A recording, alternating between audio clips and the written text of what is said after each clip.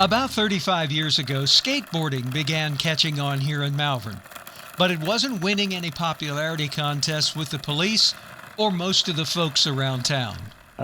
Back in the day, we didn't have a place to skate. We tried to skate at church parking lots, Walmart parking lot, and that wouldn't work too well. They'd ask us to leave because just they didn't like it. City Councilman David Cross was one of the early skaters in Malvern when efforts were reportedly being made to accommodate skating enthusiasts.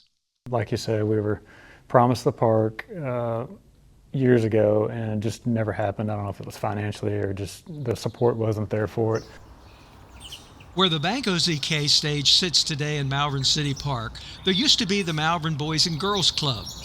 After that building was torn down, the concrete slab that remained was supposed to become the base of the skate park.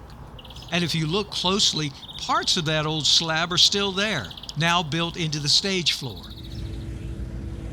Now, 35 years later, a skate park is finally becoming a reality for Malvern's kids, thanks to support from the city and a group of dedicated volunteers. Several years ago, I started talking to Dottie Tarleton, and it was her dream 30 years ago to have a skate park for, the young people here. And, through the years, it just never worked out. So we got really serious about in 2022.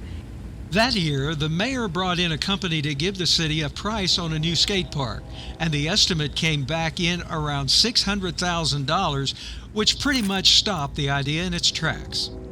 So we thought, well, we would work with some local skaters and try to do it, ourselves, a little bit at a time.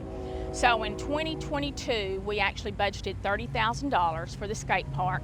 We didn't spend as much that year as we have later because we had to get it prepared for drainage and things like that. We had a lot of problems here. We had to dig out some old concrete and some old iron that was in the ground, and so we did all that stuff in 22. 3 years ago, the city was able to put $50,000 toward the project and then added another $30,000 in 2024 and this year. This is city money. This is not a state-funded thing. This is not a grant.